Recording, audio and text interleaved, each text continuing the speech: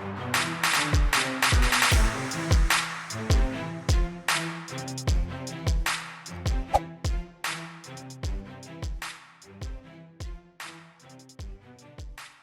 everybody, and in this video we are going to be solving the palindrome number question. So this one's pretty straightforward. Given an integer of x, return true if x is a palindrome and false otherwise. And now a palindrome is the left side equals the right side. So input x equals 121. The output is true because 1 and 1 is equal, and then 2 and 2 is equal, and then 1 and 1 is equal. So you can read it the same way from left to right as right to left. Example 2, negative 121 is false, and that's because from left to right it reads negative 121, and then from right to left it becomes 121 negative. So we're including these negatives as incorrect. And then lastly, we're just showing another example of x equals 10, and that's false because 0 and 1 is not equal to 1 and 0. Alright, so let's dive in and solve this popular question. Well, the very first thing we need to do is say, if x is less than 0, return false. And this is strictly because, as you can see in example 2, negative numbers are not palindromes. So we want to say, hey, if this is a negative number, let's just return false immediately. All right, now when thinking about this, we want to convert this into an array, specifically a char array.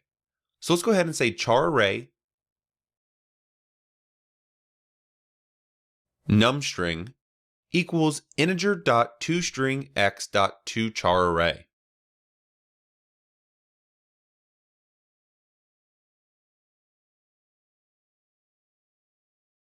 So right here, we're saying, hey, we now have a char array where each element is going to be a char of that integer. We now want to see how long that char array is. So let's go ahead and say int z equals numstring.length, and then we want to say -1 for our loop. All right, now let's go ahead and start looping through numstring to see if, in fact, the integer is a palindrome or not.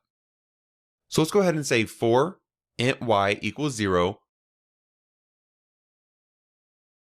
y is less than numstring.length, y++.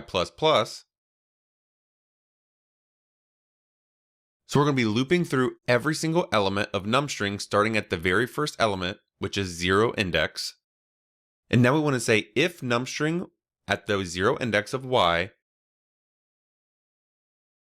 is not equal to numstring of z, which is the last element, then return false. So immediately we're checking, hey, is the very first element, which is 0, equal to the very last element, which is the length of the array -1. If it is not, well then we know it's not a palindrome from the very beginning, so we can just return false. And then after this, we want to say z minus, because y is already going to increment up because of this for loop, and z is now going to increment down. And let's just keep running through that, and if we go through everything, then we want to return true. So let's run our code and see if this works. And it does. Now, one thing that is tricky about this one, we are looping through every single index of this numstring array. Well, that's going to prohibit performance because we're looking at every single index.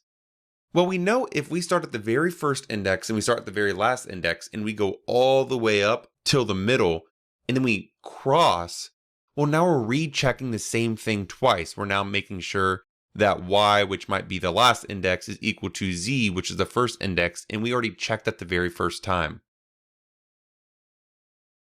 So one thing I'm going to add in here that's going to increase performance by potentially 2 times. If y is equal to z, return true. So what we're saying here is, hey, once we get all the way to the middle, let's return true. And now if we run the code, we're going to get even a faster performance And if we submit this application, we can see immediately that this submission is 86.96% faster than most submitted algorithms. All right, well, congratulations. We just went ahead and wrote up the code for the Leetcode Palindrome equation, and I'll see you in the next video.